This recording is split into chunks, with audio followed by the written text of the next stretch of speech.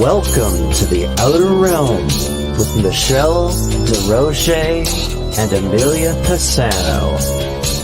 Airing live on the United Public Radio Network, 105.3 FM in New Orleans.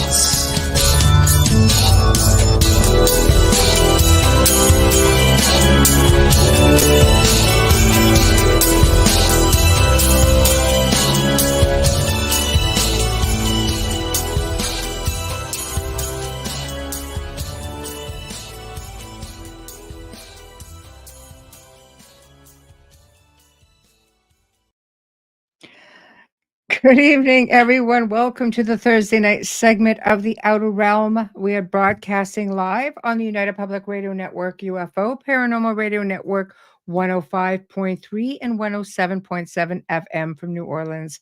We're fully sponsored by the amazing people over at Folgers Coffee, who have been a part of basically our little journey here for at least 4 years. So we're so appreciative. Thank you, Folgers. We just couldn't or wouldn't do it without you. Always so grateful and very humbled. Thank you. Also grateful and honored for his contribution of his time, his music, and his voice for the intro you just heard. Justice Snicker, a.k.a. Dr. Snick, the Sonic Surgeon, who's an award-winning composer of Halloween, horror, sci-fi, and dark wave electronic music, which can be found on all of your favorite music streaming platforms. So thank you, thank you.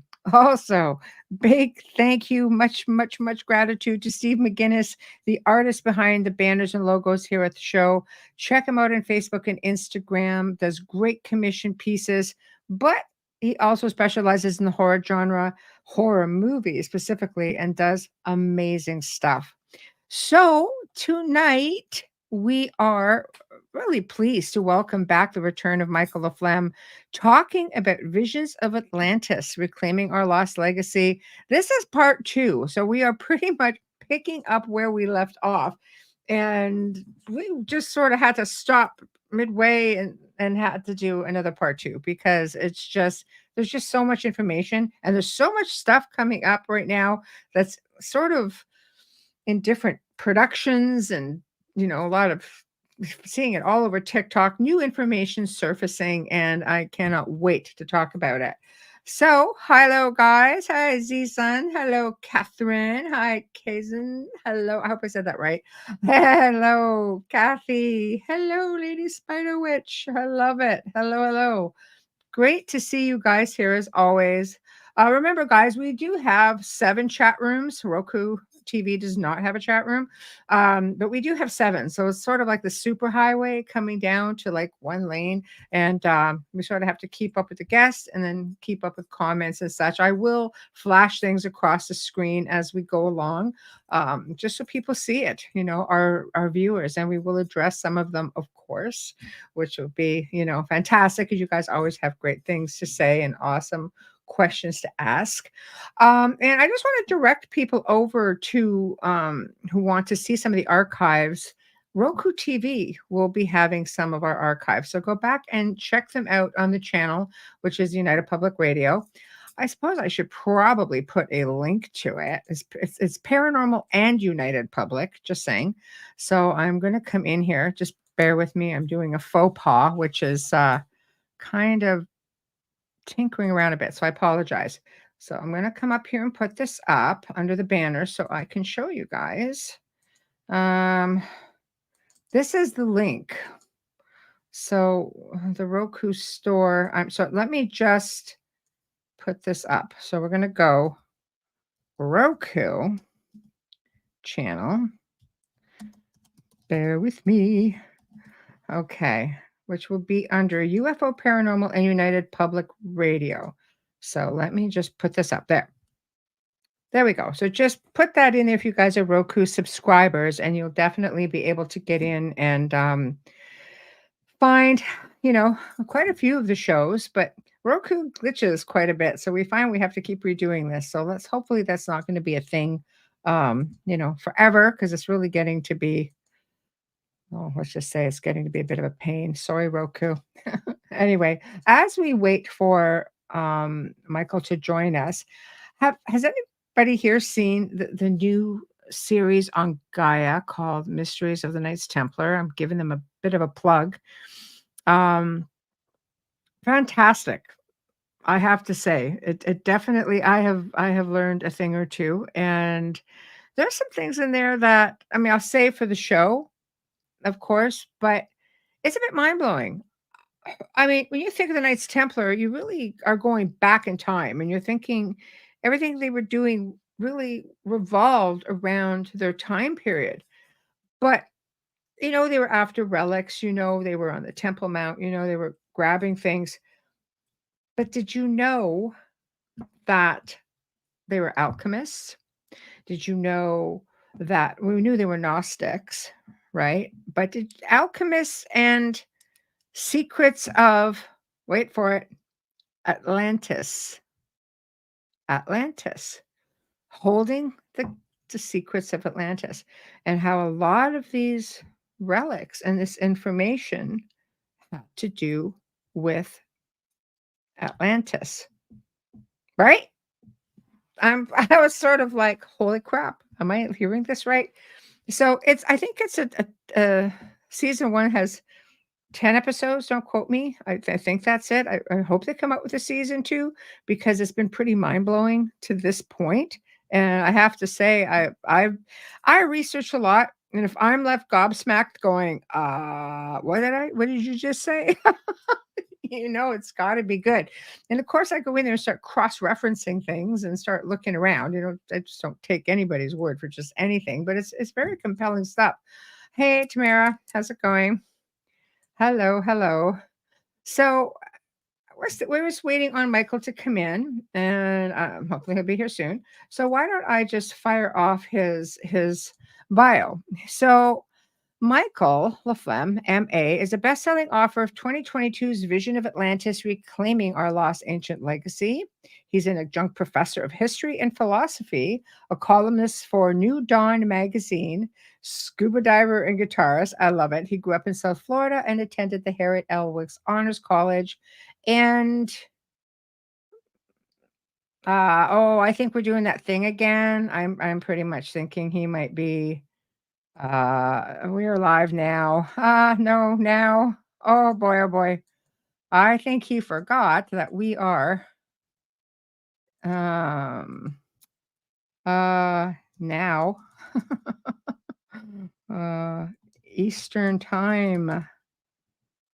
I am live. I think this happened to us last time. It's just totally like wrong time. So, yeah, we do this. We do this. I think this happened the last time as well. Hold on. Let me just see. Trying to. You would think we would have remembered from the last time that it was Eastern time. 8 p.m. Eastern. Eastern, right here. I'm just going to send this back off to him because I'm pretty sure he just forgot. Paste from my email to you. Okay, there we go. There we go. There. All right. So anyway, back to his bio. So he went to Harriet L. Wilkes Honors College and Florida State University, where he studied Western intellectual history and U.S. foreign policy. He's a book reviewer for Publishers Weekly and was a one-time research assistant for investigative journalist Whitney Webb when she was writing her best-selling 2-part series, One Nation Under Blackmail. Good grief. Definitely knows his stuff. Okay, so let me just get to some of the comments. I watched shows tonight about UFOs on Netflix, new documentary, Files of the Unexplained. I have friends on this documentary, so I'm dying to get into it myself. I cannot wait. I don't get Gaia, but familiar with the Templars into alchemy in Atlantis, so very excited. It is very exciting, and I guess they feel that the time is now to come forward with all of this stuff. Hopefully this stuff will start being on platforms like Netflix or Amazon. But right now it's solely Gaia. So you would have to subscribe to it for sure. When the Knights Templar went underground, they turned into lots of things from mere soldiers. Oh, they sure did. Pirates, for one. And that whole unfolding of the United States. So exciting. Definitely great. Okay, so our guest is going to be coming in. Hold on. Copy paste an email to you. Okay, coming in. Good. Okay, so we're just going to wait for him. So here's just a little tidbit for you guys. Did you know? Let me pull this up. Here's a little fun fact from this TV series about Napoleon Bonaparte. Okay. Did you know that Napoleon, okay, was the, hold on, let me get to it. Where are we? Ended up marrying. Okay. He was the illegitimate grandson of Bonnie Prince Charlie of Scotland, as per Templar records, and ended up marrying, of course, Josephine, who was a Merovingian princess, which traced back to the original French royal lines and allegedly the lines of those of Mary Magdalene, Jesus, John the Baptist. Whole lot of stuff there as well, guys. That's a show in itself. Yeah, you know. So that's pretty interesting. I did not know that about Napoleon, and I have to say I was sort of like, what? It's yeah, it's pretty wild. But technically speaking, you know, because you have France and then you all the way Bonnie Prince Charlie out in, you know, up there in Scotland. So it goes to show you people kind of got around. But I thought that was really fascinating information to get a hold of. So they have a lot of records that go way back, and hopefully we'll be able to delve into some of it this evening. So without further ado, our guest made it. I'll just nod if you're ready. Are we good? Ready to go? Okay, here we go. There we are. Hello. I think this happened the last time. I made sure in an email that went Eastern. So Yeah. yeah, we are Okay. good. I mean, we could have held off a little bit to, you know, have a little bit of prep time for you, but I'm glad you made it, of course. Thank you. And we are picking up where we left off. So what I thought we would start is first of all, how are you? I'm good. I'm good. Excellent. I thought we would just do a quick recap. I did feature the last segment with you on so people could watch it and catch up. But for those who didn't do that, like I instructed, maybe you can catch us up a little bit on your book, why you wrote it, you know, what you wanted to put out there, and then we will go. Sure. I don't know why I wrote it. I couldn't tell you. But Okay. it was a 7-year project, 7-year investigation.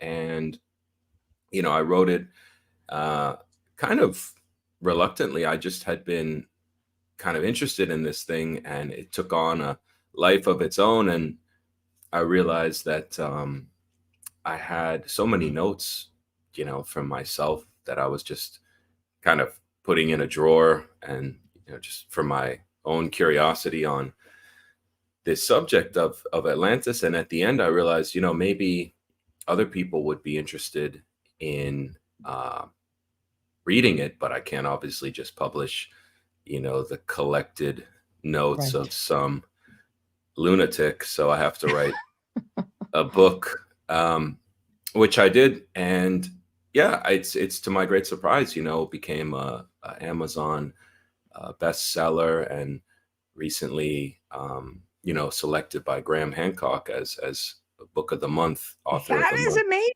Yeah, Congratulations. thank you. So, you know, Wow. which is crazy to me because as a, you know, teenager, I remember reading his books and just, you know, not just the material in them really Right. interesting me, but just the how great of a writer he is. You know, I always think people forget that a lot of people have written a lot of interesting books, but it's very difficult to write a 600-page book on Oh yeah. anything and keep people, you know, like a thriller, Right. turning the page. So Right. I really tried to focus. I think that's why it took so long at the Mhm. end to publish it, because I really wanted to make sure it was not just a dry, boring Mm. catalog of, Right. Plato said this and Right. Plutarch said that, and it's like, who gives a damn, really? But tell a story that, not only is just a fascinating, window into what could have been, but informs the present in many ways. And in fact, I think it's maybe not a coincidence that there's been a Mm. kind of renewed interest in this particular topic, because so many of the themes are kind of echoed in this Mm. insanity, shall we say, that we find ourselves in today. I At the agree end, with you. yeah, yeah, I agree with you. At first, all, it's a really big deal with Graham Hancock, with Mr. Ancient History right there. mm, Like he's just brilliant. And to be recognized, like you say, you come in as this young man and you're thinking, okay, I'm going to put all this together, and to be recognized, one of the greats in my opinion, mm, that's a really big achievement. And I think the interest in Atlantis, I think you kind of got in before, like the craze that's happening right yeah, now, which is to your benefit now, because now people are just like reclaiming our lost ancient legacy. What? Yeah, there's just lots coming, and we want to know what is being said. I think mm, there's a hunger for it because it's one of those things that have never been really solved. It's never really been found. And hmm, then you come along and say that's because it was not just one place, it mm, was different places, or it ended up being different places. right, And now you've got a lot of things surfacing, like hmm, which we can get into, about the whole Knights Templar movement with Atlantis, how they were alchemists and how they, like, everything. So, mm. I don't know. But now this stuff's all over TikTok now too. It's not just Mysteries of Knights Templar on Gaia, where they're like, hey, by the way, we were just like hiding the secrets of Atlantis. Okay, what? Like, what? Yeah, Right? yeah, So, and I don't know, maybe just because I'm still, there's like a little bit of academic snob left in me, even though I don't teach at a university anymore as a professor. But TikTok history, it's a kind of double-edged sword. It's great mm, in the sense that it at least introduces the subject to yes. a wide audience in a kind of easily processed way. But I got to be honest, I've seen a lot of TikTok history that it's just like, man, where did you get this? Where did you I get this know. source? Where are the Well, sources? this show is on Gaia right now, and Mm, it's actually, I mean, one of the main hosts on there is the Grand Master of the Knights Templar Oh, today, right? And wow. yeah, secrets are being revealed. And when they said, okay, no, Templars were alchemists, they were, they studied the stars, they were Gnostics, they had this Hmm. whole ideology, and they had the secrets, or they found the secrets of Atlantis. And that goes back to, I think, the building of the Temple of Solomon, things like that. Like, there's a Sure. lot to it that left me kind of going, okay, this is out there. Because, like I was saying before the show, you think Knights Templar, you think ancient times, you think biblical times, you think there's the movement was Mm, back then, but they came from all over all over Europe and the Middle East and throughout right. Egypt, and some of those secrets came right out of these areas, including Egypt. Would it stand to reason? I've been dying to pick your brain about this. I mean, I'm just like, this show. I need to know Michael's thoughts on this stuff. But if they went down there and they did, look for traces, and they did look for evidence of Mm, these ancient cultures, and um I mean, everything. I mean, let's face it, the Baghdad battery, there's like this stuff down there that's mhm, highly technological. Is mm. it possible? Yeah, I mean, I'm not an expert on the Knights Templar the way, No, say, nor I. I'm Freddie. repeating information. Yeah, the way, say, like Freddie Silva or other people who, Oh, you he's know, been on the show. Yeah, wonderful. right. So I won't speak with any authority, but certainly regarding the fact that they never really went away. I mean, I think Mm. pretty compelling cases have been made that say the country of Switzerland, just kind of curiously was founded a month or so after the Knights Templar were allegedly rounded up and all killed. And the Swiss Yeah, flag, of course, is the Maltese cross, the Templar cross, basically. right. And that But the it's beyond. Templars were Oh, go ahead. bankers. Yes. Switzerland, of course, is the head of the Bank of International Settlements. It's a Mm. neutral, quote unquote, country that seems to, fund all world events but never be affected by them. It's the source of No, the that's true. It's where you go world to hide your economic. money. I know. Yeah, and it's the But they were source of the. pirates too. Sure. And And I mean, the reason I ask is because you're saying what you're saying, that the United States is possibly the new Atlantis. yes, well, and it's not just me that said that. That's Yes. what, Frederick Yeah. Oliver in his A Dweller on Two Planets, the famous 19th century channeled text on Atlantis. He says that. He said, and Edgar Yes. Casey himself said the same thing. He said that a lot of the people alive in the 20th century, or people that were born in the 20th century, were originally in the third and final destruction of Atlantis. And I think it makes absolutely sense. I mean, it makes perfect sense. I mean, even on a kind of on a grander geographic kind of analog, it's like Atlantis, obviously, if you look at, for example, my book, I would show Mhm. you what I believe was the final size of the, third and final iteration of Atlantis, the one Plato made famous, Mm. which really would be called like the island of Poseid. Yes. That's what most of the sources I use would have called it, Mhm. from the culture of Atlantis, just like there's the British Empire in England that Right. includes its other colonies.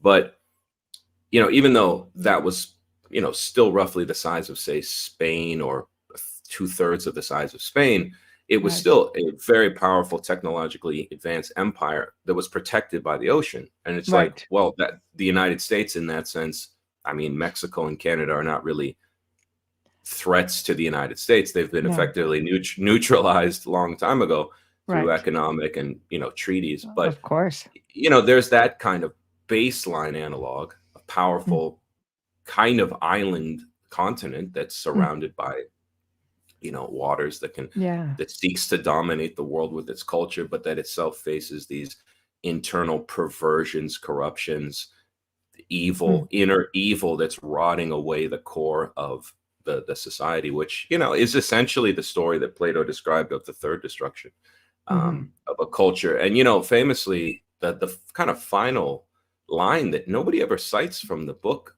from, I think it's from the Timaeus or the Critias, but his two dialogues where he talks about Atlantis, where he says, to the untrained eye, it looked like they had achieved, the most magnificent, incredible, rich culture. But to those who had, an eye to see, you could see that they were being overtaken by their greed and avarice and, basically about to self-destruct.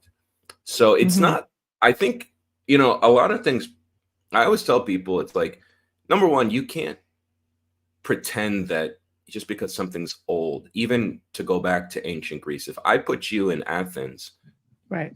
in 360 BC, you wouldn't feel like you're in an ancient world. In fact, it would actually probably feel exactly as real as it is today. And I think Interesting. it's such a silly, kind of obvious thing to tell people. But because of Right. the nature of technology, it's like, Mm. what do we Mm. have to represent that time? Frescoes, paintings. What do we Right. have to represent the Wild West? Black and white photos.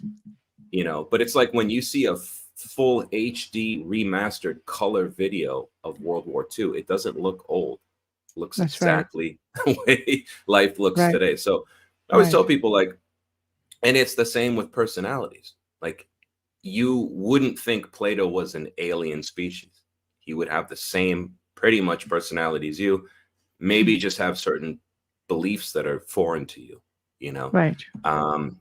but Right. I would go further and say that if you go back 12,000 years, say to the final destruction of Atlantis, it would almost appear, I would argue, indistinguishable from, say, living in a Dubai today or something Right. like that. If you follow the, you know, channelings or say psychic evidence of Yes. Edgar Cayce describing like a city before the final destruction or something like that. So I think, you know, we have this idea of like, oh, it was just, you know, kind of a fantasy land or something like this, but that's not at all what the you know, evidence suggests. It would suggest that these people were in possession at some points, not at all points, Mhm. just like we were not always in possession of advanced technology, and we Right. might lose it, and then we might rediscover it in thousands of years if we survive.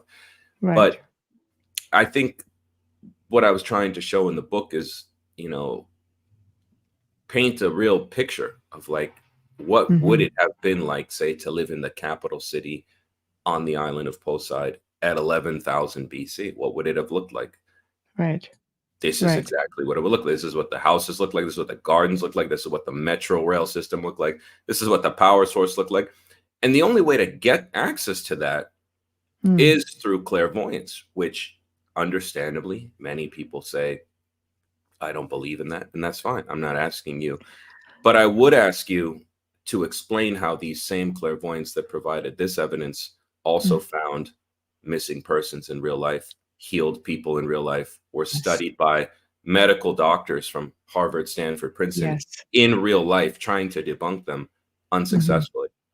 And Mhm. then revisit what they said about other historical things Mhm. that they could not have known about that later proved true.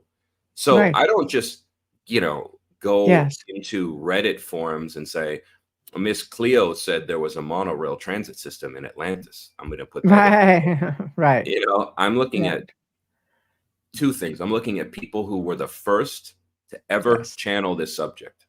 And I Right. believe I've identified those so that they could not have been I agree with influenced you. by Yeah. reading other people. And then just the motive. Like, what was the motive? Well, in Frederick Oliver's case, it was never even published before he died. So it wasn't Right. a monetary motive. Right. He himself said, I don't know where this came from. I don't, Right. he said himself, I've never believed in channeling. I'm not Mhm. religious. I'm just a kid living in a mining town in 1862 when Yeah. this evidence, 1882, excuse me, when this Right. started to come through me Mhm. and I got it out. Same Right. with Edgar Cayce. Edgar Cayce never made any money off of his channelings. He did it because he thought he was a Christian and he liked to help people. He's So, been validated on many things, so there'd be no reason right. for this to be any different than any of his other channelings with respect to authenticity. No. And I go to quite extensive pains in the book to show you, like, here is every single counter argument. He's a Right. fraud. He's a charlatan. He's pretending. None of those make sense. In fact, the actual most like realistic thing, if we're being honest, is that he did possess an extraordinarily rare talent, and it was Right. true. Right. And we Right. just He's don't like brilliant. to admit that because that kind of invalidates Western materialist science, which says that we are not in possession ourselves, or at least Right. potentially, of this connection to what Casey would call the Akashic field, which Right. itself betrays a kind of technological awareness because we are talking right now Yes. across Ethernet. Well, Yes. in Sanskrit, Akasha means sky or ether or space. So when Edgar Cayce, who didn't study Sanskrit, in a trance said, I'm using the Akashic records, he's basically describing in 1932, before Right. wireless internet, that there is a cosmic wireless energy field that records all events in history. Right. Dolores Cannon has claimed that's what she's tapping into in her hypnosis sessions. Yes. And that's the only way to actually go beyond, let's say, the extant Mm. historical sources. And that's why I called the book, you know, double entendre, Visions of Atlantis, because it's, Yes. number one, literally psychic visions of this period, but also visions in the sense of how has the story evolved through the lens of different cultures, because I think I wanted to show people that, yes, this is a book, I guess, on Atlantis, but it's really a critique of how the whole historical field progresses. And it's not, I don't think people are taught this in school, No. which is essentially, Yes. at best, a kind of escape from your parents, and maybe you learn a thing or two. At worst, a controlled brainwashing apparatus for the next, slave class that's graduating for the empire. But you're not really taught historiography until graduate school, which is the sense of, let's take one subject, World War I. How was that talked about after the war? How was it talked about in World War II? How was it talked about after World War II? How was it talked about after this? And you see that even contemporary subjects are treated totally differently, depending on the people writing about them, the culture, and the context. And I know this from experience, because my first book, my master's degree, was looking at how the Enlightenment, which we all think is a good thing, and freeing people from superstition and modern science and medicine in the times of the American and French revolutions, we would think that's a good thing.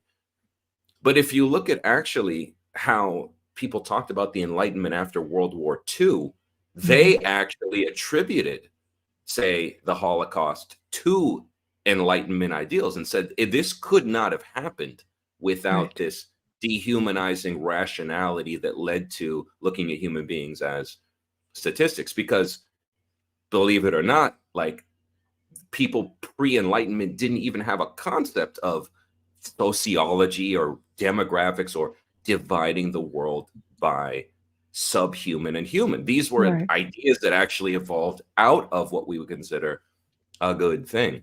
And so when you look at Atlantis, it's like pretty much the same thing.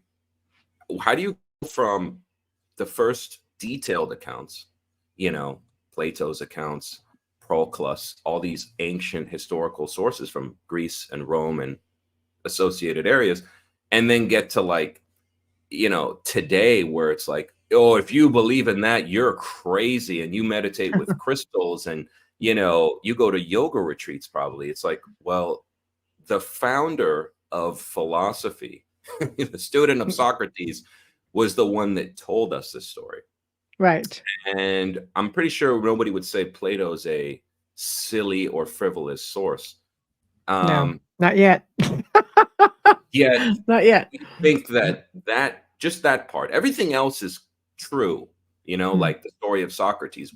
Nobody questions, was Socrates a real person? Well, he didn't write anything. Pretty much everything we know is from Plato and a handful of poets, but nobody would say, oh, you believe in Socrates? Because right. we can, of course, it's from Plato. Plato never lied. But somehow he's lying about this because we haven't found it. And it's 9,600 years before his time, and that's too far for our minds to stretch. And what I wanted to show is just that, no, it's actually not too far for your minds to stretch. And strangely, if he was making that date up, which he places at 9,000 years before the time of Solon, which puts it around 9,600 BC, roughly, plus or minus 40 years. Well, let's just say 9,600. If he's making that up for the end of a global civilization at the, cause unknown, but likely a comet, as he describes in his book, which hit the earth and caused a flood, or caused it, rather, more precisely, to sink into the ocean. Let's be clear about that too.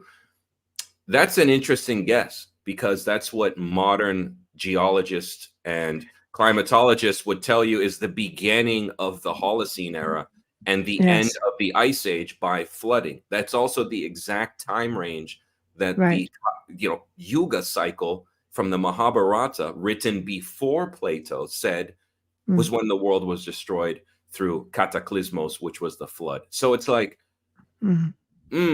he got the end of the Ice Age right. Somehow he knew that, but everything else was fake, because we haven't found a circular city at the bottom of the Atlantic that says "Welcome to Atlantis." You The know, big flashing neon sign. Here, right. you made it, you know. Yes. Tamara says, was Plato not told by the Egyptian priests about Atlantis? Well, Solon, his distant relative, about 240 years before Plato wrote his Mm, dialogues, his right. distant relative Solon, who was a Athenian law reformer, he went to the temple priests at Sais in lower, I believe, is in Lower Egypt, and he asked them for the whole history of the Greek people, the Hellenic Mm, race.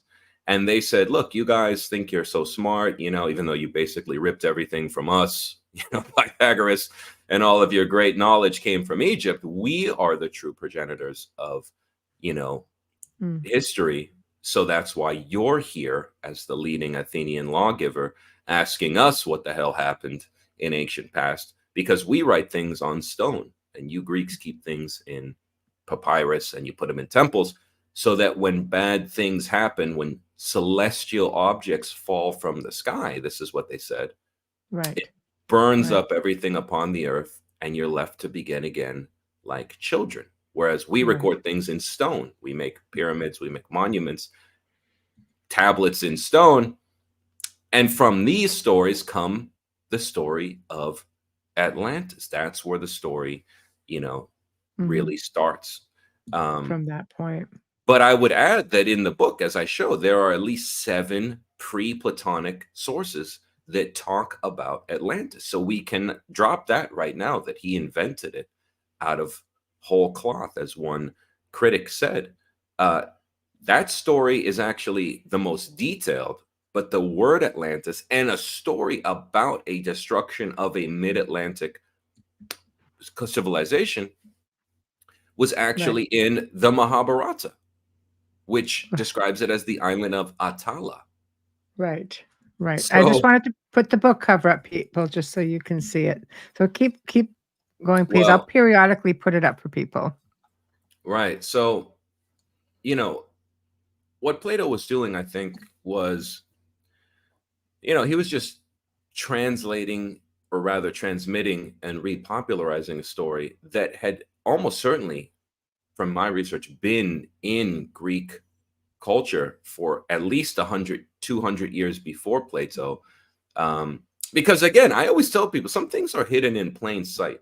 And Yes. you really have to pay attention when you're citing ancient sources, because a lot of things that people focus on, they're missing. Like I always tell people, the context of this dialogue, where Mhm. they're talking, you know, I think it's Critias talking to Socrates, and Socrates is telling the story to Critias, you know, in Mhm. this dialogue.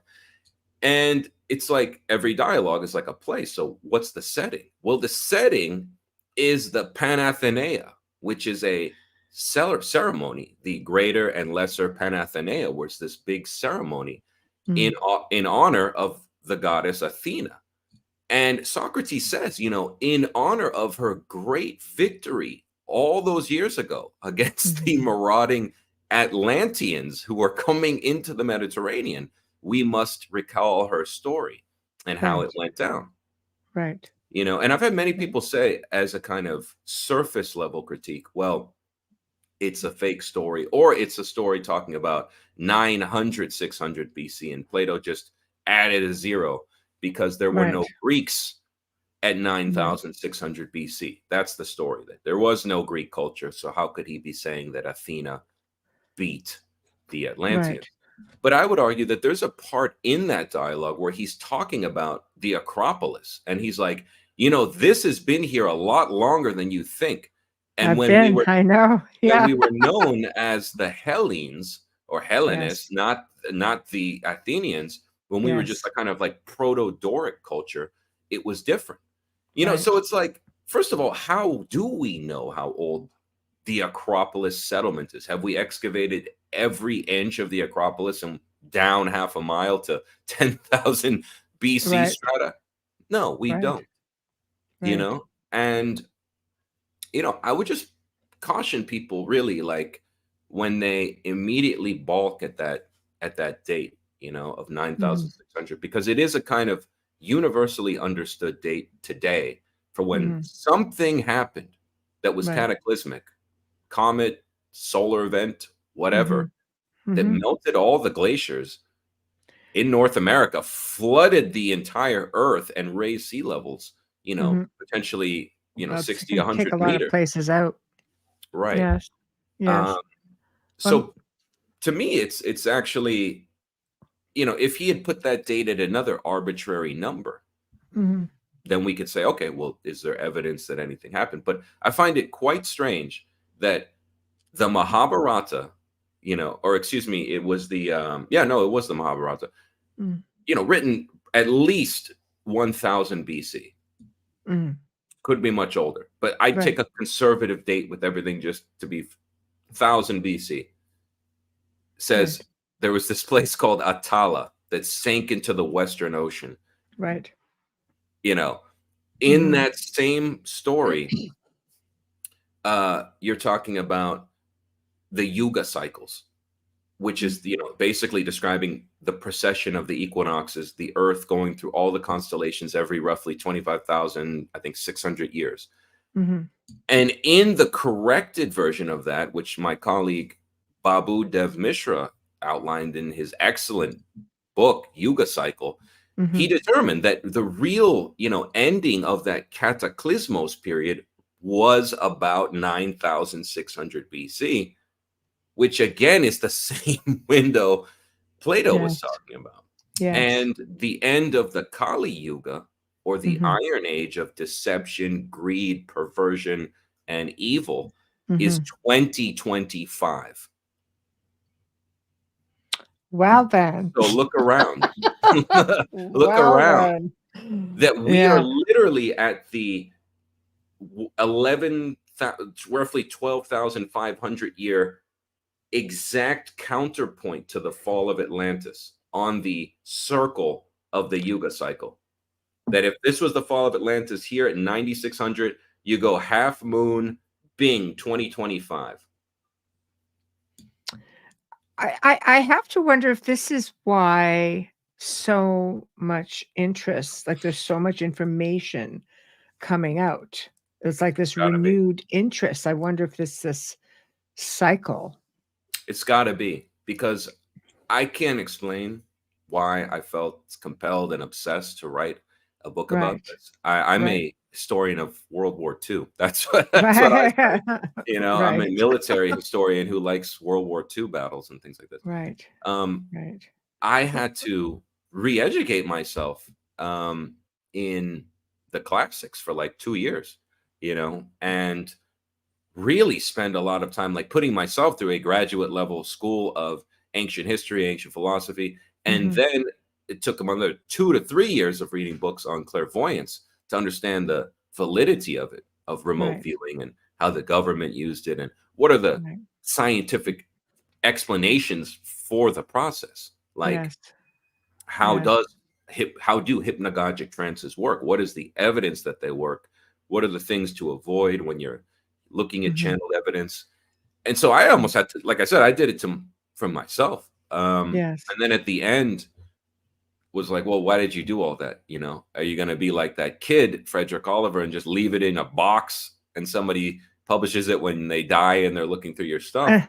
Or maybe put it out there. And as you said, I was quite shocked when I released it, because I saw like 5 different books on the same damn subject. From people I had never talked to the point where each of us were like a collective consciousness thing. It must have been, because I remember talking to another author, and we published our books within 2 months of each other. And he was just a 21-year-old kid in Poland. And I called him one day. Alexander Cheskovitz. And I called him, and I'm like, yeah.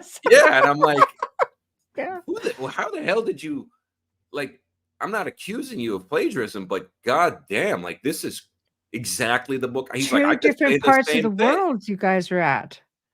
He said, I could say the same thing. Like, you came to the same exact conclusion in this one chapter of your book. And I was like, look, this is unbelievable. And, we got to really think about this. And then we just saw other people that we've never talked to, that I don't even think read our books, come to the same conclusions. And it's like, okay, maybe this is some like Jungian archetypical trauma that is now, because we are at that, you know, half point coming Right. out into the kind of collective. It has to be. You guys are in two different parts of the world. You know, when Alexander messaged me, he goes, "Oh, you gotta check out my friend Michael." And I was looking, I was like, "What?" Yes, I do. He's a funny kid. He He's just is. just, Yeah. let me turn off my alarm here. Give me Yeah. one moment. Nope. Yeah. I know. It's fantastic because just brilliant mind, you know. But I love that you guys, you know, you really dig deep.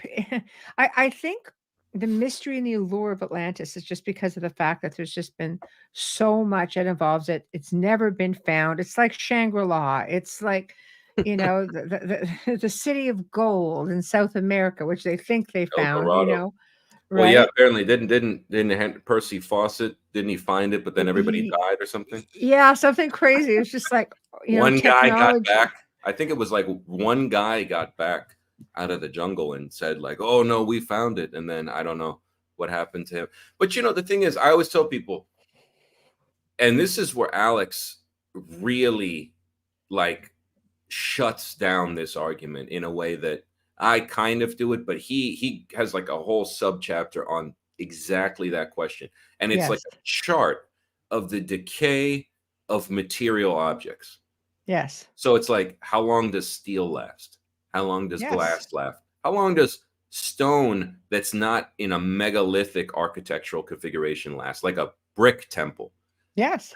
And what you discover is that, let's pretend it's true that there was a global civilization centered around a powerful mid-Atlantic island called Atlantis that was destroyed 12,000 years ago. Let's just take Plato at face value.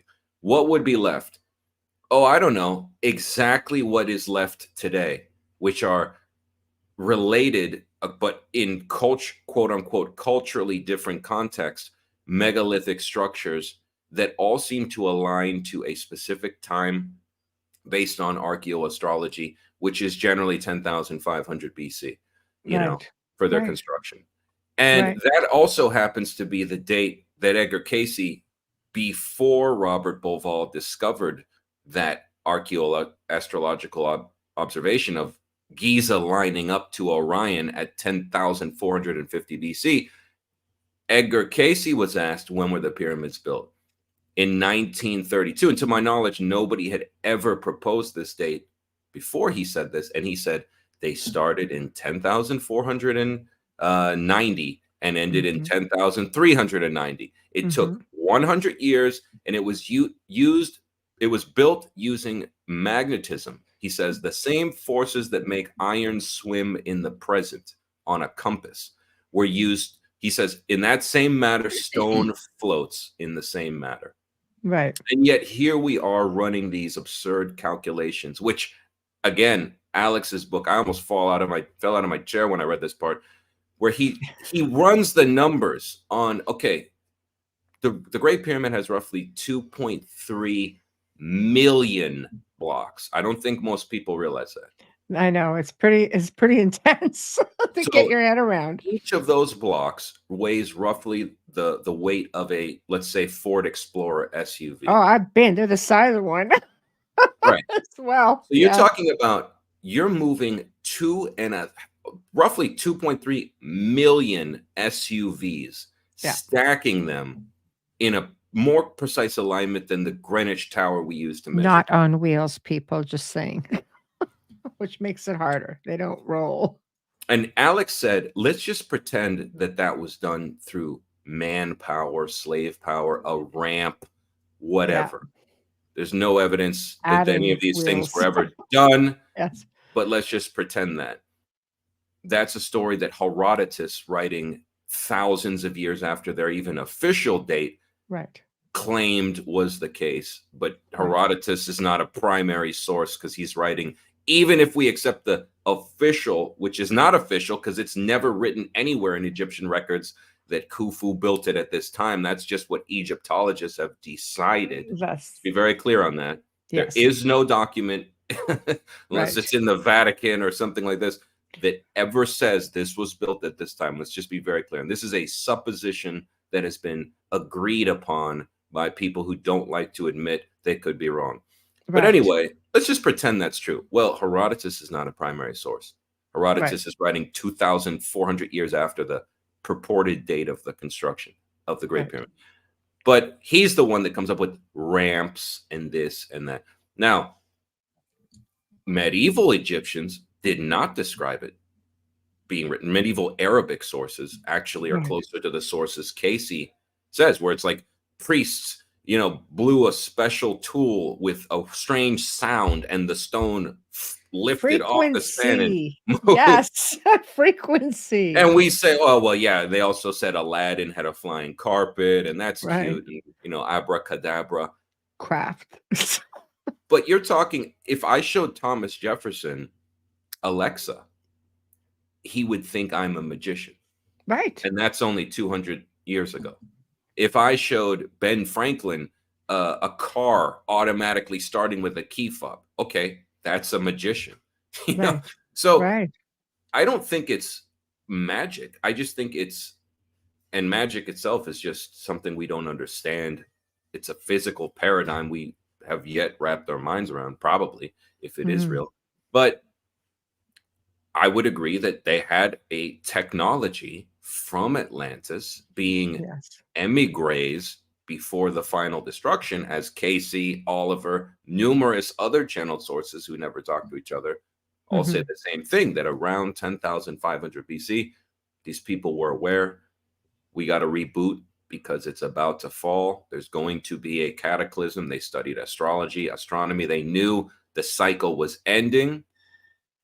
We're going to Egypt. We're going to Yucatan. We're going to basically the Basque country, where, again, an unknown non-Indo-European language that's more closely related to Yucatan languages in Mexico emerges.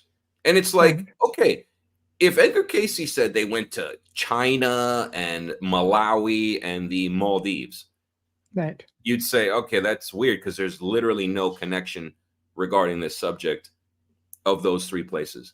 But he did. He said they went to the Yucatan Peninsula, they went to the Pyrenees Mountains, and they went to Giza. And it's like the Basque language actually is closer to the Yucatec language than to any of the surrounding languages in Europe. The Basque people have a legend of coming from Atlantis. Yes. Yes, they do. The Mayans, and the Aztecs. The word Aztec comes from Azteca, which means the people from Aztlan. Yes. Yes. What's that all about? What's the Mayan, Popol Vuh story? There's so many things that should not exist if indeed there was nothing in the mid-Atlantic except empty ocean, and these cultures were not connected until Columbus. That wouldn't explain how there's an Aztec pre-conquistador god called Atlanteotl, who I have a picture of in the book, holding the heavens on his shoulders, that's identical to the Greek titan Atlas, and they're separated by the Atlantic Ocean. It's like, well, actually, it makes a lot more sense that Atlantis was real. It's just, you're not going to, and again, I'm not trying to, hate on these TikTokers and people like this, but it's like, when you say find it, what do you mean? What do you mean? What do you mean find it? Like, we found the Great Pyramid. It's been there for a long time. Right. We didn't know to find it. Well, I think you have people taking bits and pieces of different productions that they're seeing. Some of these are YouTubers, and there are a lot of, I noticed a lot of people commenting on this series I was telling you about that is only on Gaia. So not everybody subscribes to Gaia. I happen to because I'm a researcher.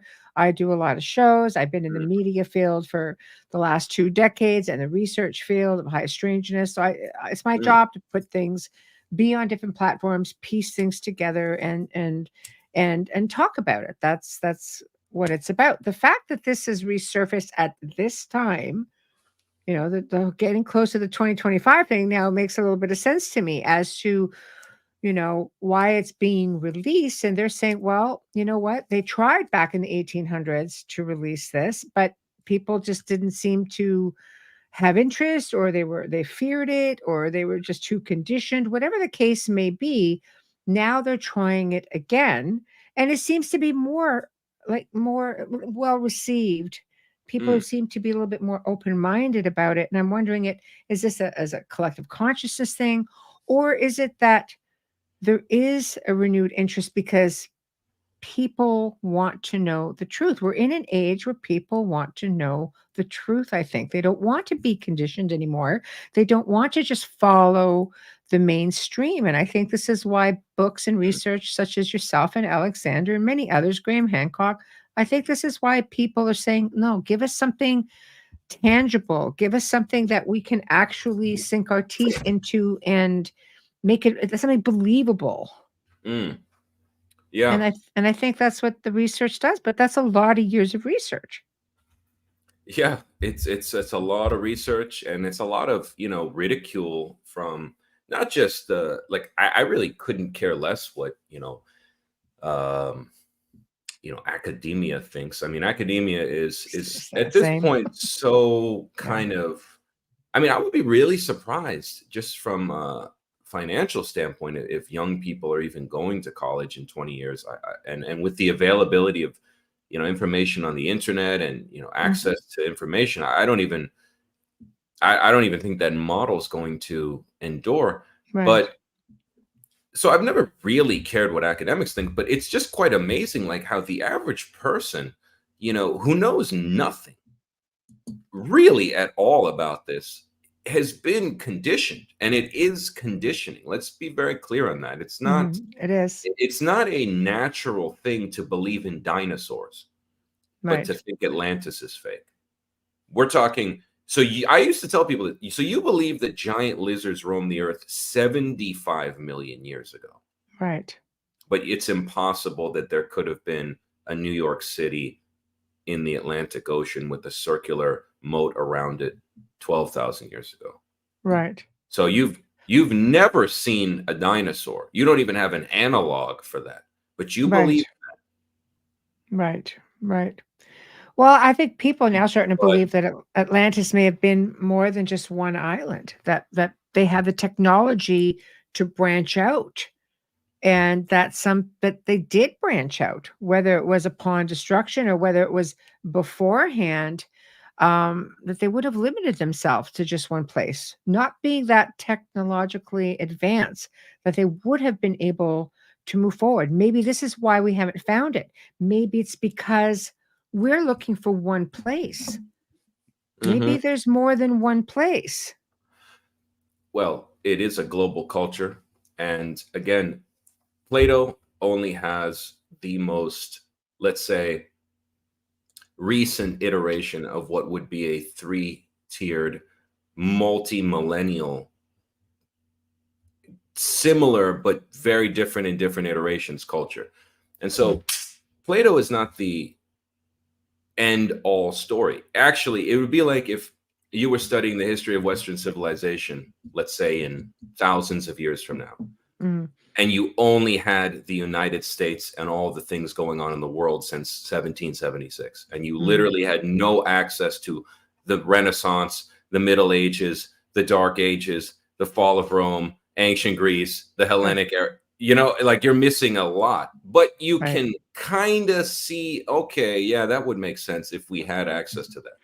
It's the same with Atlantis. Plato is telling the story of the third and final destruction, of which Edgar Casey and others elaborate through their psychic visions. There were Mm. two other ones, the first being 50,000 BC and 722, Right. 50,722, when Atlantis was a larger continent that kind of included where Cuba is now, all the way through the Mid-Atlantic Ridge up to the Azores presently, Right. which then Right. broke up into 5 large islands. Then there was a second destruction he claims was 28,000 BC.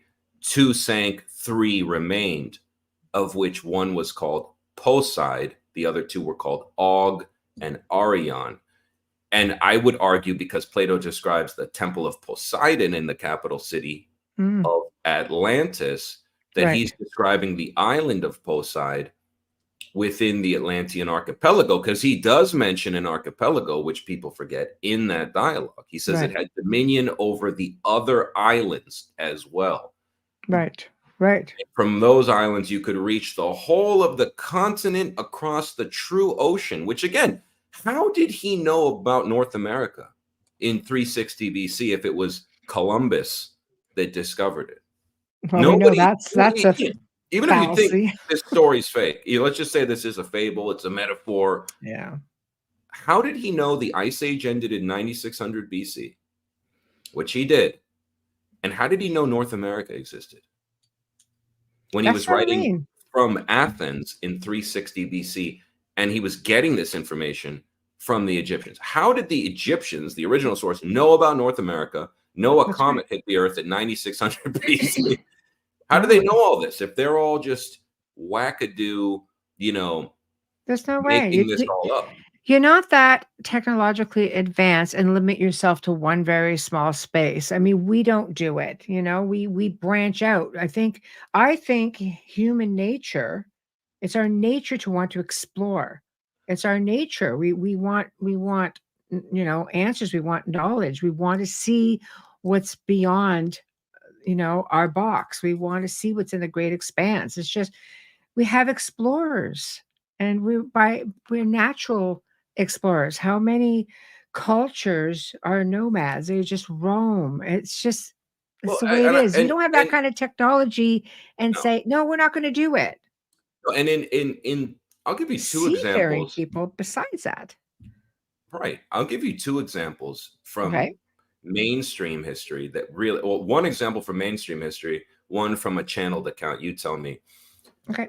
But we know that Egyptian mummies from dynastic Egypt, so let's say roughly 2500 BC onward to the Right. Ptolemaic era of, say, Cleopatra and her great great great grandfather Ptolemy, who inherited Egypt and made it Hellenized after Alexander the Great's conquest of Right. that part of the world.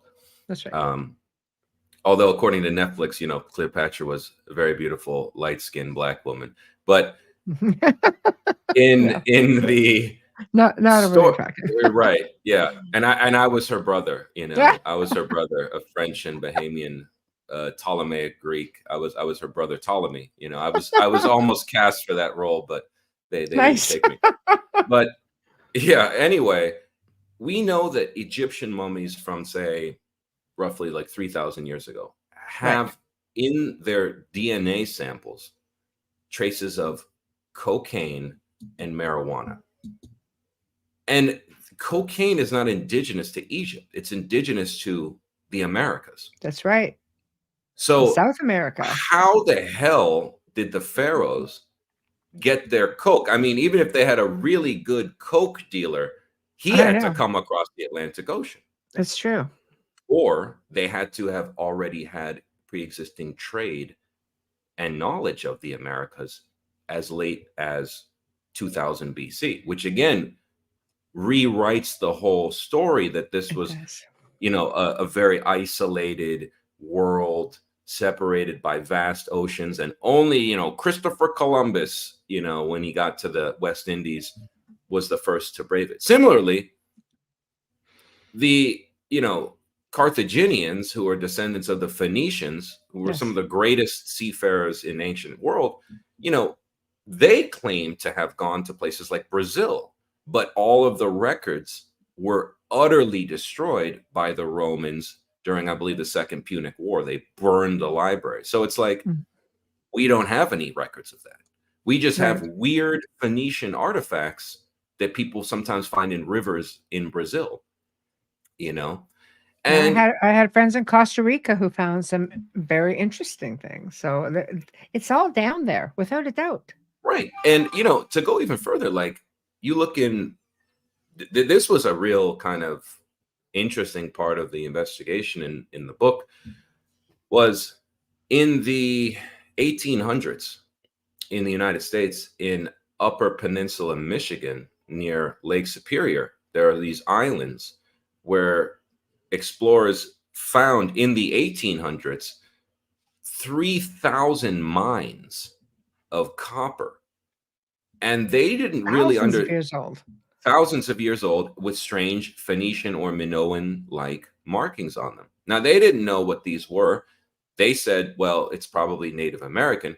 But the problem is today, through, extrapolation, we've determined that more copper was extracted from those mines than ever existed on Earth in any museum from the Bronze Age, when, historians think this was mined by Phoenicians potentially. But then I take it a step further, and I've never heard anybody propose this, which is in Frederick Oliver's 1882 book, A Dweller on Two Planets, which is he didn't go into a trance. He wrote it. He claims he dictated a voice in his head that told him to write his story down from 11,160 BC on the island of Poseid. That's the story that becomes A Dweller on Two Planets. In that story, the voice that's telling Oliver, the kid, to write this says, I used to live in Poseid, and I was a prince at one point. I was promoted to the role of prince, which was called Astica. And he says, when I was in Astica, I used my veil, which was a cigar-shaped aluminum transmedial air and submersible vehicle, with a picture. He draws a picture in the book that I put in my book of this machine. And again, he drew this before the Wright brothers. So he says, we flew around the world in this cigar-shaped transmedial object called a veil. And now that's interesting, Vailx, or Wilkes. That's a Sanskrit word that also is describing flying machines from Indian epics. And it's like, I don't think a kid who was 17 years old, uneducated, was reading and fluent in Sanskrit in Washington in 1882. I don't think that was the case. So that's weird that he called it that. Right. And then also, he says at one point, we're taking a tour because I'm an administrator for the government of Rai Gwalin, who's the emperor of Atlantis in 11,160 BC. And he says, he told us to go check on our copper mines in the Upper Peninsula Lake Superior region of what you call today Michigan. Right. And so when Gavin Menzies says, look, even if these were Phoenicians, where did all this copper go? Well, I would argue it was taken back much earlier, like 11,000 BC, and used to build the walls of parts of Atlantis. Because in Plato's story, he describes the different metals they used to line the walls, one of which was orichalcum, which many people have argued is this magical alloy.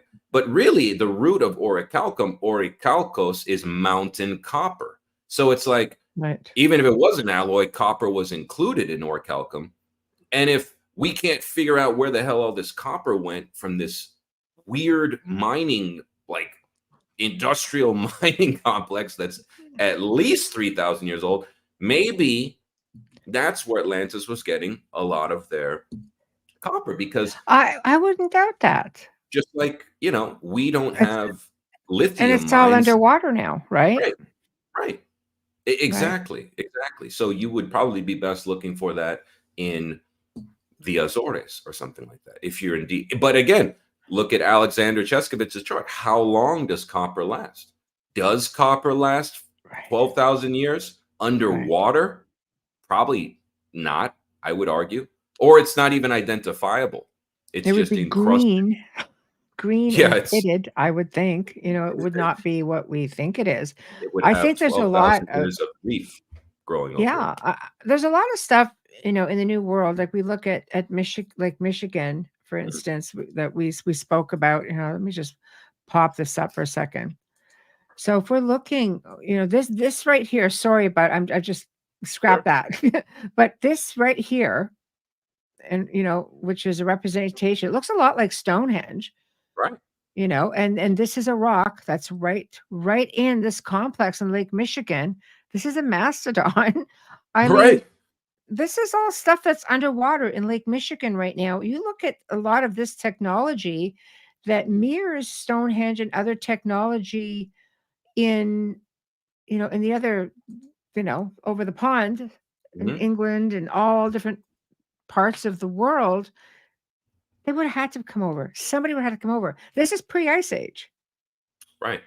right? Yeah, So, and again, even that word is, it's so kind of like United States centric because yes, indeed, 13,000 years ago, half of North America was covered in a mile plus sheet of yeah, icy tundra. yes, But it wasn't the ice age in Siberia. It was actually a temperate, almost semi-tropical environment. Same yes, with possibly Antarctica at that time. right, And places like right. Mexico were much cooler. And Giza 13,000 years ago would have looked like, An Louisiana today. oasis. Yeah, it Yeah, would have been a swampy but quite temperate grassland with lakes and rivers. So when they built the pyramid, it wasn't in an empty desert. It was in an right, actually quite nice place. right, So again, right, Ice Age, it's like, yeah, it was, if you lived in, Chicago, it was the Ice Age. right, But right, even that is not accurate. It's just a right. different pre-Holocene age where sea levels were much lower. Hmm. Um, Very likely Cuba was connected to Mexico on a land bridge. And again, when you look at, for example, the pyramid complex that an explorer, the same explorer that found the wreck of the USS Maine from the Spanish-American War, she found an entire city underwater at about 3,800 feet underwater off the western coast of Cuba, Paula Zaletsky. But you I was then, just putting it up. So you yeah. were speaking. I know. I'll put it So, up right now. and what she determined was that it appears that this whole chunk fell straight into the ocean. Yeah, there it is.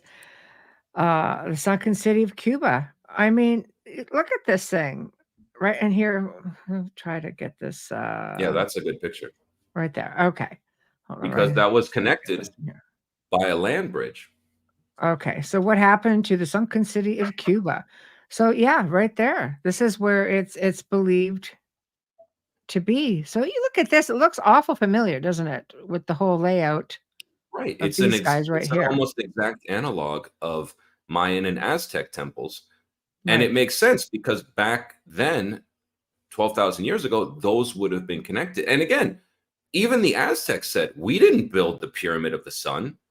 You know, we There we we did go. we inherited this city and Right. some of these temples, just like in what is it, Machu Picchu built. The Inca will say, Yes. we did not build this. And you can Right. see because the part that they built is like conventional. It's just very small Right. bricks on top of megalithic Yes. bricks. Yes. So, So who it's built those? right, right. So I don't know. I mean, we know that they branched out. They would have had to. And we determined this. They were an advanced people. They're not going to limit themselves to one little island out in the Right. middle of the ocean or someplace. And a They're large made to. island. I mean, a pretty big island, actually. I would say the island was, and Frederick Oliver, Mhm. this was really the kicker to me, Michelle, was when in 1882, when no map on planet Earth or the technology Yeah. existed to map accurately the bottom of the Atlantic Ocean, he Right. draws a sketch of the island of Poseid, which Right. when I looked at a modern satellite scan of the bottom of the Mid-Atlantic Ridge where the Azores are now, Oh, it is yeah. identical. Yes. And it's like, again, that's not a guess. That's where No. Plato said it was. I believe That's it's in the where, Azores. I do. I believe it's in the Azores. yeah, that's where Poseid is. Poseid, Right. the islands of the Azores now were the mountaintops of Poseid. That's Yes. what I say. Right. Of the empire, Right. which stretched all through the Mediterranean, according to Right. Plato, parts of North Africa, Right. and had knowledge of North America, and according to the channel sources, had colonized up to Arizona, Right. had Right. outposts all over the world. Just like I would tell people, if you're looking for the British Empire in 5,000 years, if everything's destroyed, and you Right. find evidence of English language and culture in India, it doesn't mean you found England. It means you found the British Empire's outposts. Right. England's a small island that dominated the world for hundreds Right. of years.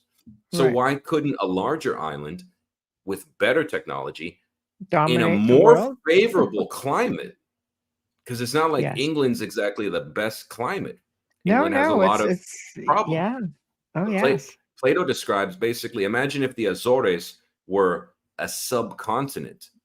All the abundance, the food, the beauty of this would actually be like the ideal island empire from which to dominate the Atlantic Ocean. So it's actually, it makes Would. perfect sense Well, and it makes because you wonder, did they venture out? There's these cultures that are in Antarctica that we're not allowed to really get in there and be made privy to a whole lot of information. But there are people, and I mean, they've even scientists like, no, we found natural lake over there. We know it's a continent. We found old structures from an ancient Mm, civilization. They tell you that much. They don't right. tell you how much of an advanced civilization. People are making the assumption that, you're dealing with ancient Lemurians, or maybe the Atlanteans made their way there upon destruction, or just plainly made their way there and continued on Mhm. over to South America to build most of the monuments that you see there as well. Well, we know that two things with that. We know, for example, that um, as Graham Hancock showed many times, I think in Fingerprints of the Gods, he first brought it to the public's attention with the Piri Reis map from, I think 1513, Mhm. which, was found in a library or a temple. I know it was in a administrative building in Istanbul. And, Right. Piri Reis was a Turkish admiral of the Ottoman Empire who said, look, I based this map on much older source maps. Columbus said the same thing. Those maps have been lost, or they're in the Vatican basement like everything else. But Right. in that map, or the fragment that we have of that map, it shows Antarctica free of ice with rivers that we know through satellite imaging are under the ice. And so when Charles Hapgood sent a letter to the Navy observation office, like that does aerial surveys, he said in the 60s, he said, can you explain how a 16th century map accurately mapped Antarctica? Wasn't Antarctica discovered in the 19th century by, Shackleton or these English explorers? They said, this is impossible. And they actually said in the letter, this makes no sense, because the what we thought people knew at that time was, this is not concurrent with the detail. And they said, actually, the detail of this map is almost exactly the detail of modern aerial surveys, meaning whoever made this, or the Right. original map, must have been using aerial surveillance, but that's impossible because the Wright brothers invented airplanes, So, Right. and when was the last time Antarctica was free of ice? At least 12,000, probably 20,000 years ago. Yes. Which, again, if you look at Edgar Cayce's and Frederick Oliver's stories of what was Yes. going on in the world, Edgar Cayce basically says the proto-Atlantis goes back over 100,000 years. It's the Right. default civilization of Earth. Right. Right. And then it is destroyed 90,000 years later. And God knows how many iterations of government and religion and culture. But that Yes. really, we are living in the exception, which is the weird window where Atlantis is destroyed, let's say 9,600 BC. The world is traumatized from this cataclysm. Mhm. Civilizations reboot slowly. And then you have what we call the, rebirth of civilization in Sumeria and places like this around, roughly 3000 BC. But it's like, that's the exception. The norm was actually that we lived in a near Star Wars level of technology universe, in what we would call the ancient past. Right. Right.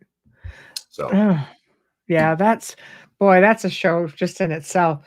What you also made mention of Mount Shasta in Kwong Sanctuary. Mount Shasta is a crazy Kwong. place. We have to admit. Yeah, I've never Even right been. now, it's crazy portals, stargates, and Mm. right. So people believe the ancient Lemurians were there. Do you think that maybe they were the Atlanteans as well, or just the Atlanteans? Because I think they would have made it that far if they made it to South America. Why not go up? Yeah, I mean, look, I don't claim anything. Is there a Lemurian fellowship living in Mount Shasta in a Crystal Palace? I don't know. It's possible. I That place mean, is crazy. Yeah. according to two of the greatest remote viewers in the CIA, there are 4 underground mountain bases where extraterrestrials are monitoring humanity, and that you can read the declassified Oh, document. nothing surprises me. That's not Right. my opinion. That was the opinion of Right. people who Yeah. had seen military I've made it. operations through remote viewing. Right. And we have military bases in NORAD that you can't see from the surface. So, Of course. are there people living in Mount Shasta? I don't know. But according to Casey, Oliver, all of these people, it's like it wasn't just like today. Like maybe there's a predominant culture called Western culture that every Yes. culture on Earth is aware of or influenced by or trying to emulate. Right. But there's then Russian culture, which is very different than the West, especially Yes. today. Right. There's Chinese communism. There's all kinds of other superpowers that are competing. Right. And in the story of Atlantis, in Frederick Oliver's account, it's the same thing. There's this group called, Suern in India that are equally advanced, but in a metaphysical way. They don't need technology. They can Right. defeat the armies of Atlantis through psychic abilities, he says. Right. There's other cultures that are primitive that still Right. hunt with bows and arrows while Yes. he's flying over their cities, or Yes. rather their settlements it's the same as today. Like I can take a private jet and fly over cannibals in Papua New Guinea. If you take a Can snapshot do of, it in Haiti now too, apparently. you can go hang out with barbecue. Yeah. I know. Yeah, I know. I worry about my relatives in the nearby islands. Did he eat my family yet? Mm. Actually, I heard something recently. It doesn't surprise me that he really wasn't the head of this cannibal force. That he actually was kind of framed because he's an opposition leader. So I want to give all credit to barbecue. If you aren't eating people, keep that gentle. if you aren't eating people and you're a good guy, Yeah. that's great. But if you are eating people, make sure you put It's enough not a good idea. Yeah. barbecue sauce, because that's how I like to eat. Yeah. But Yeah. it's like, that's good for our political shows on Friday night. right. But it's an important point, because Right. if you take a snapshot of a time like 2024, Right. and let's say we move the clock to the year 5000, if they found an artifact of bows and arrows from Papua New Guinea and they correctly dated them to 2024, Right. well, yeah, that means that somewhere there was a person using a bow and arrow. But then there was like SpaceX launch, but they didn't find the rocket, or the material the rocket's made of doesn't last that long. Right. So it's the same thing. It's like you can't just look at a snapshot of 12,000 BC and say, well, these were Neolithic people. Yeah, sure, there were Neolithic people. And Neolithic people use stone tools, and stone lasts a long time. But that aluminum ship that Frederick Oliver's source was flying through, aluminum, even if it's Atlantean aluminum from Atlantean Home Depot, it ain't going to last 12,000 years. Right. It's still a physical object constrained by the laws of reality. So we need to be clear on that finding ancient things does not preclude the existence of the simultaneous technological advances from that time. Like We're not going to find an iPhone in 12,000 years. But you might Well, hear a story of how people spoke into a mirror. well, I mean, I think there's so many out of place artifacts out there that are leaving people scratching their heads. That Mm, we know what happens, whether the time shifts, time travel, whether people using portal stargates. I mean, technology is out there. The ancient people, everybody settled around power spots. It's not uncommon. They built their temples and monuments over power spots. Atlanteans probably created a lot of these power spots, but also, or mhm. would have used them to their advantage through their technology. I believe we're primitive in some ways. I think the ancients were ahead of us in a lot of ways because it's just, we live in a time of corruption. I truly believe in Well, suppression and, we live in the end of the Kali Yuga, literally the most corrupt time possible in the yeah. 25,000-year Yuga cycle is Right. our It's on a time. need to know basis, and apparently we all don't need to know. Right. Right. And if So, you think that the government, who's reverse engineered extraterrestrial craft at Skunk Works and all these places, if you don't think, I mean, whistleblowers by their own admission have said, everything you see in Star Trek, we can do. But of well, course, we're not. Gene Roddenberry was said to have met with the Council of Nine. Star Trek was Well, supposed to be like a project to see how would humanity react to seeing humans and and I beings from other worlds working together, being and side by I'm side.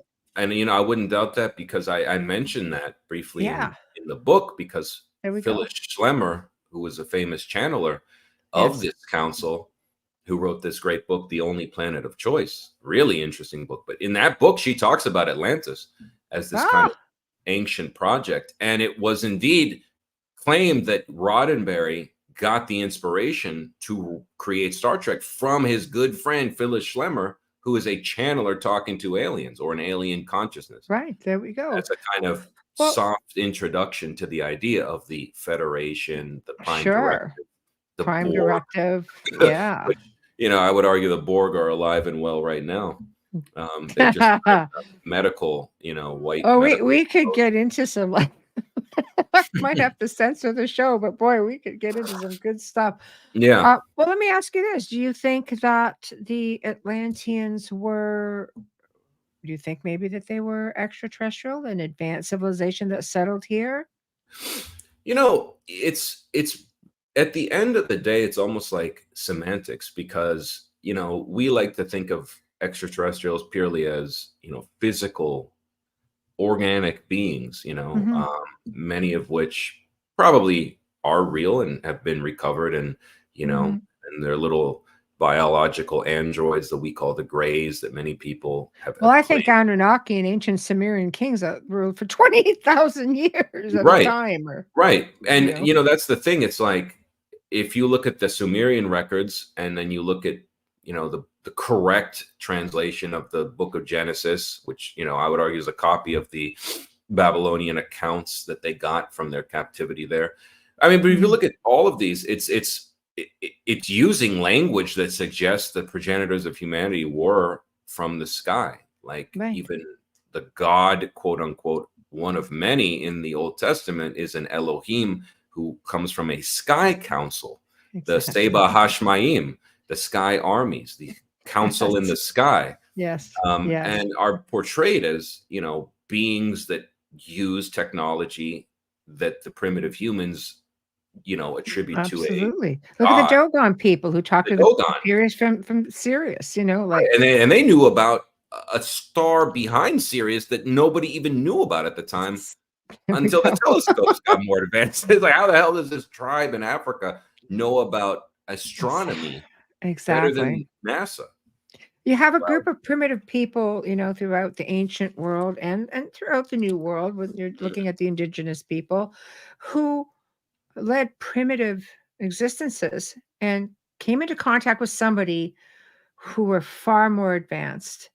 right. And when you look at the aspect saying, no, we this was left for us. We've just taken this over. And you look at these incredible structures that mirror the incredible construction of the Great Pyramids and such. These are worldwide. Pyramids are Mhm. being found all over the world, and people are like, no, that's a mountain. No, the hell it's not. It's a dang pyramid. All you have Right. to do is just open your eyes. It's been Yeah. grown over, And but it's there. I always tell people with that particular case, like, look at a picture of Teotihuacan in Mexico from like 1900. Right. And it really looks like a mountain. It Yes. really does. The whole thing is covered with dirt and plant. It's very hard to see anything. Sure. But then you look at it after and it's like, oh my God, it looks like this magnificent, ornate temple. But I mean, that was sitting there for a long time. And people, I Grown think, over. knew it was Yes. a temple, but they're just like, oh, the mountain, the big mountain. But Right.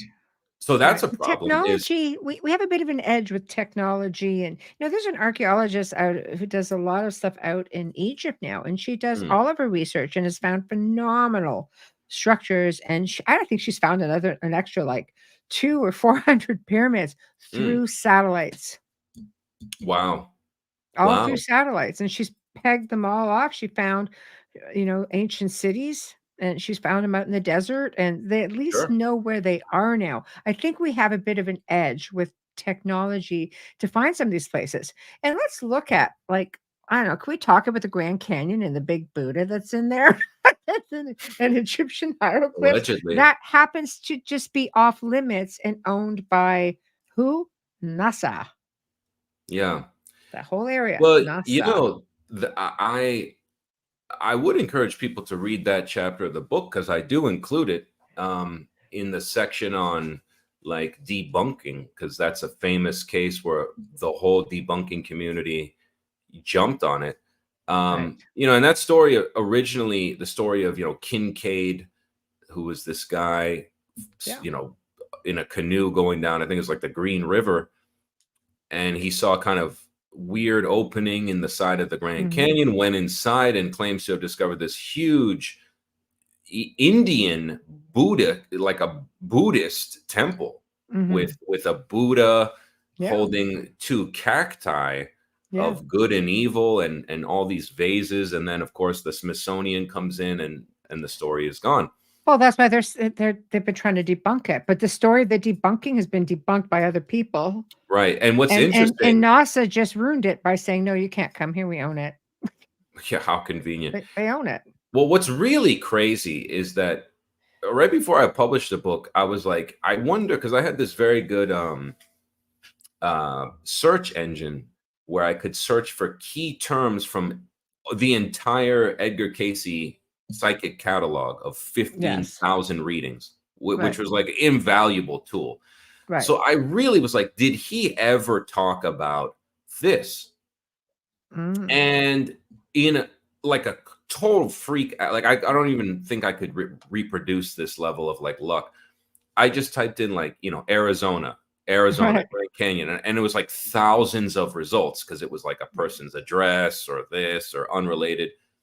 But then I found one reading that I've never seen anybody, even in like Edgar Casey specialists site, where somebody asked him about that culture.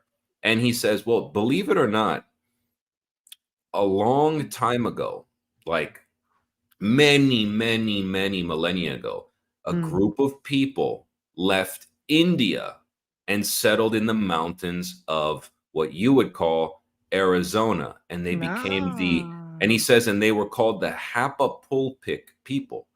And a friend of mine, because she lives there, she's like, there's a Native American tribe called like the Hava something chick. Like it sounds Right. just like what Casey's stenographer wrote down, or like a permutation of that. Right. And what's weird is he says, and then they proceeded to build their temples in the caves of the mountains. And I'm like, that's See? unbelievable. That's exactly what Kincaid said, but you didn't read Kincaid.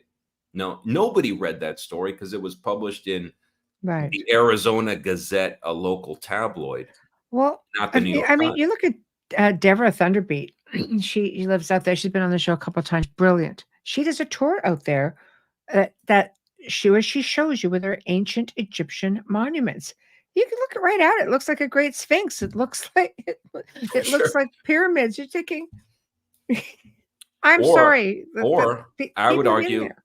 but and again, we have to be careful. Are they ancient Egyptian or are they Atlantean, which then Yes, became Egyptian culture? yes, yes. See, that's the thing. That's what people have to Yes. remember, is that according to Edgar Casey, he had like 100 readings on this time period Right. because a lot of his clients, he claimed, had past lives in Giza at 10,500 BC when they were rebooting Atlantean culture. And he's very direct and detailed. And he says, what you would call Egyptian culture is a mixture. It's a mixture of incoming Atlanteans, Right. native Africans, and then incoming people from the Carpathian Mountains who all were at one point warring with each other. And then Yes. eventually a leader emerged.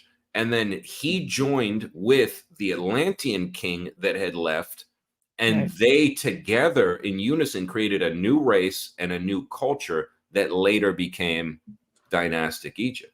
Right. So you can't say the Atlanteans built the pyramids alone. Like the architect was from the Carpathians. The builder was Atlantean. The laborers were a mixture of all three. It was like a collaborative project, which is even cooler. And it explains why, if you look at some of these pharaohs, it's like some look more African, some look Middle Eastern, some look white, some look this, some look that. It's a crossroads region, even back then. Yes. But the technology, Casey, is very specific. The high technology that built these structures came from Atlantis. That the people living there originally did not have that. It was brought to them from the island. And this is a good point. And there were giants in those days. Yeah. There were. Right. And like you explained before, you know, I mean, if the pyramids are built with frequency, then without a doubt, this technology would have been brought into the New World as well. I mean, they're still doing it. You look at the Coral Castle in Florida. Where I'm That from. was allegedly, he did this with frequency. Yeah. And that's pretty modern times. It is. Yeah. Right? No, it is. And yeah, that was, 100 years ago he did that or something. Yeah. And the kid saw him holding what he said was an ice cream cone shaped thing that levitated the blocks at night. A kid snuck over the fence in Miami and was like, hey, and watched him. He was using sound to levitate rocks. And, Frederick Oliver has a whole chapter that I encourage people to read in the book on the science that he would have been using, which is called the night side forces, which I would argue Tesla understood, which is, he claimed, every motivating force, as he describes it, has a like cathoditic opposite called the night side. And where they meet, there's a very powerful force that can be used for like alchemical purposes. But he says in the times of Atlantis, he's like, they understood, for example, he says that gravity was an octave of vibration. And if you could decouple that octave from its octave, you could make things weightless and then move them. Using so it was sound. It was basically like, gravity is real, but it's not just, it's not the way Newton thinks it works. It's actually, you can decouple things from their relative gravity field and move them using sound frequencies. People can levitate. I would like to. You do look at some of the llamas, like they most certainly know how to levitate.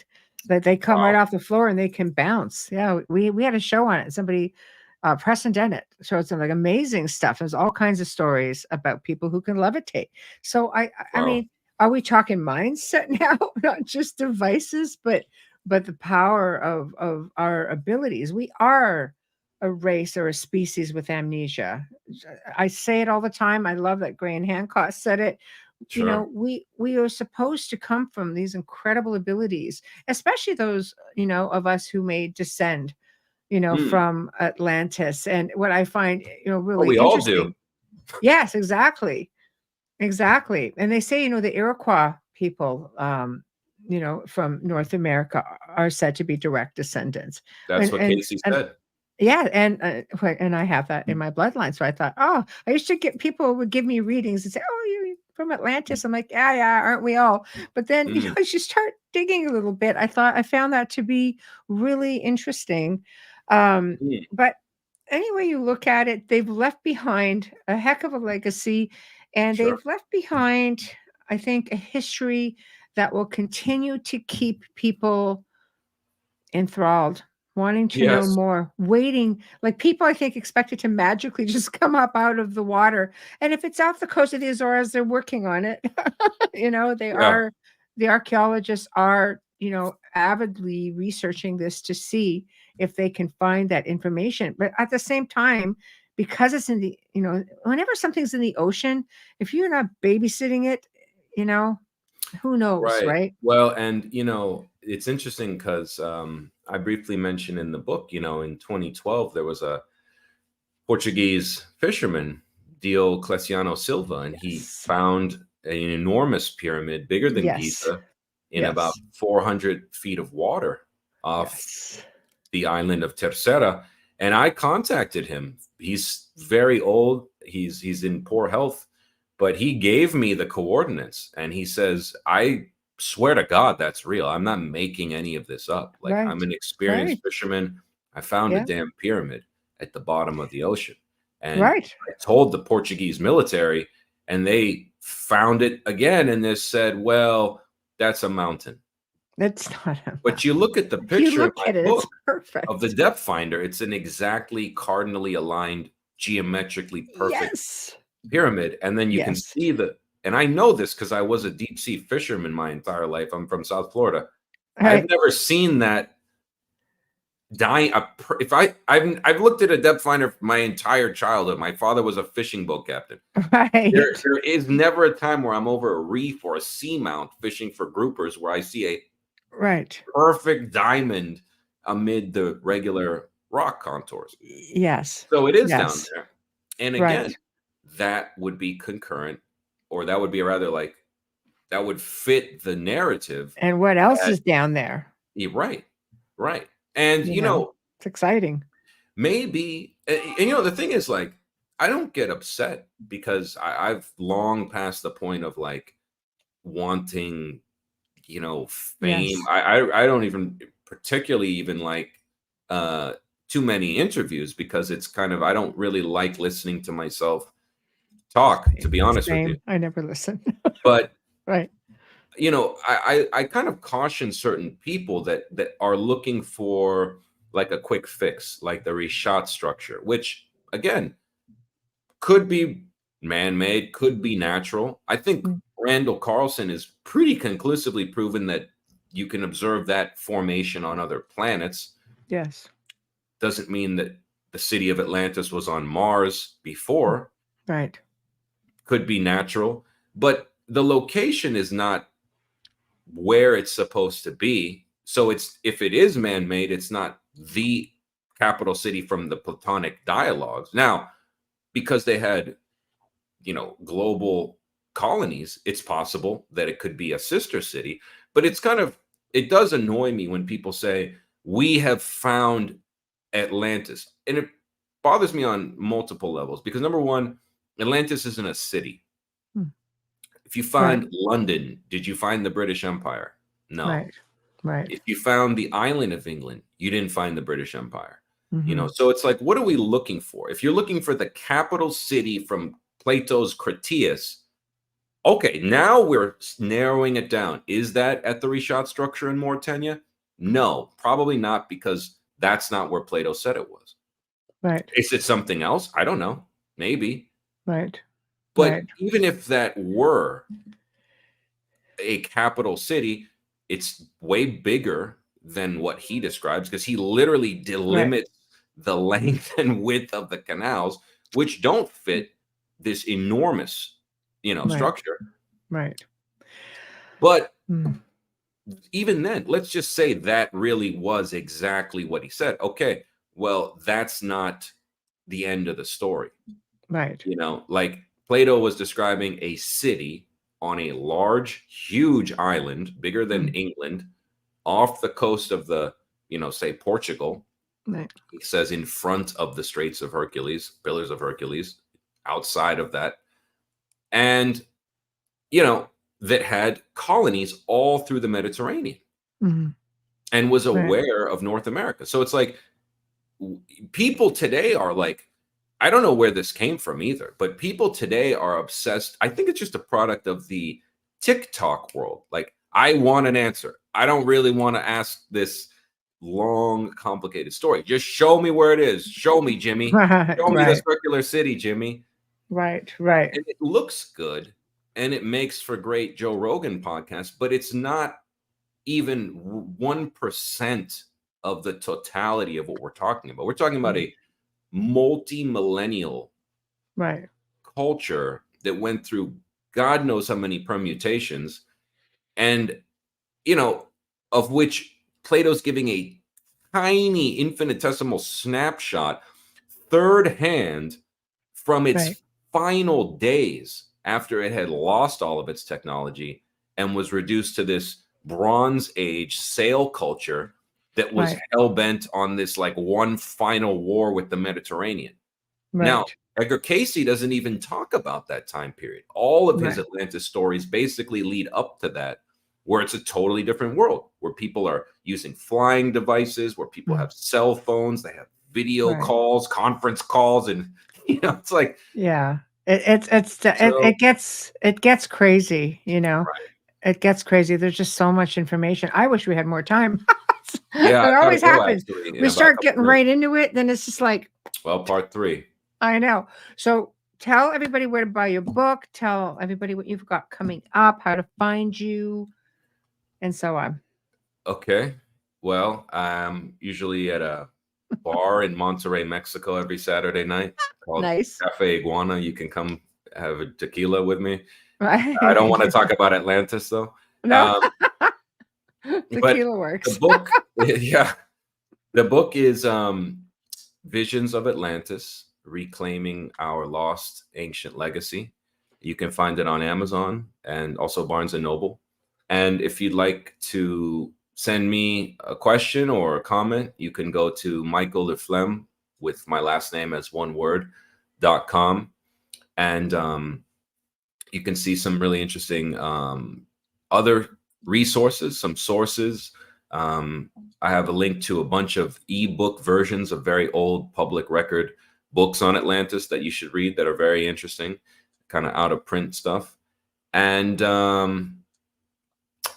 if you'd like to, read the book, you can get it on Kindle, hardcover, softcover, and also a very nice audiobook edition.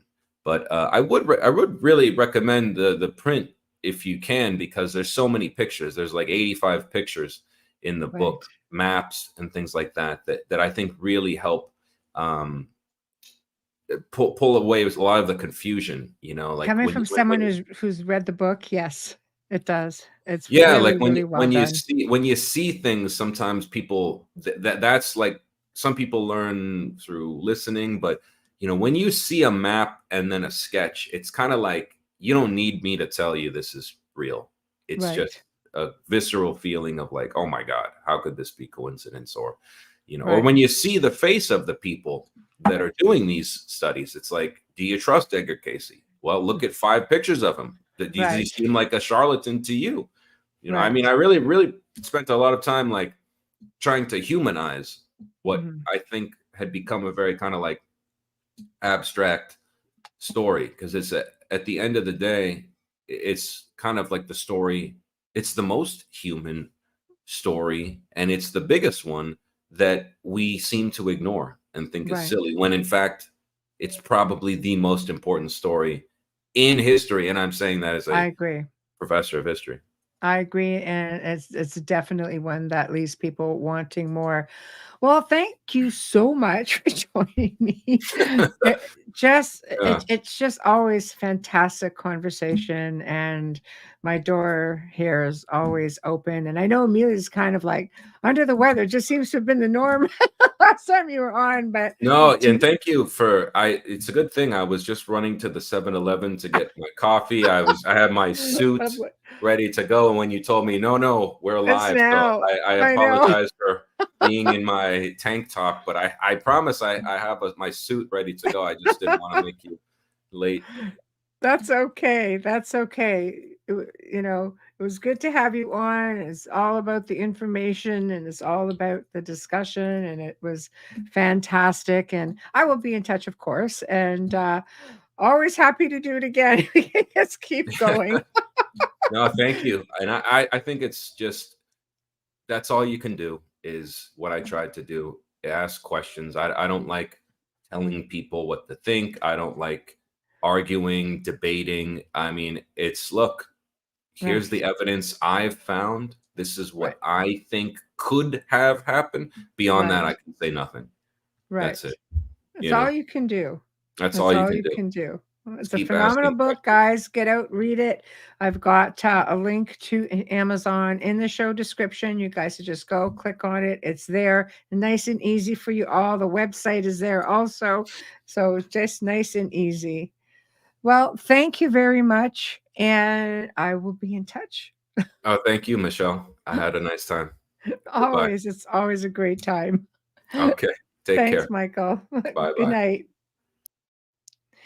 Well, that was definitely a fantastic show. He is just a wealth of information. And Alan, nice to see you here. So hard, I can't, when we're into deep discussion, it's hard for me to interact as much as I'd like to with chat. But thank you guys for being here. And Alan, hopefully you'll be here a little bit more. We've got great people coming up. So next week, guys, well, first off, big thank you to Michael LaFlemme and part two of this discussion. Alan, you were asking about part one. I had it featured actually all week, but you can find it in the archives. It's, in the last, I think it was on 2-3 months ago. I could probably find that out relatively easy for you. Uh, ba, ba, ba, ba, ba, ba, ba. Michael, go back to January 17th, which is when he was on. So you will find part one. So big thank you to Folgers Coffee for sponsoring this evening show and every evening show. We appreciate you so very much. Folgers, we love you.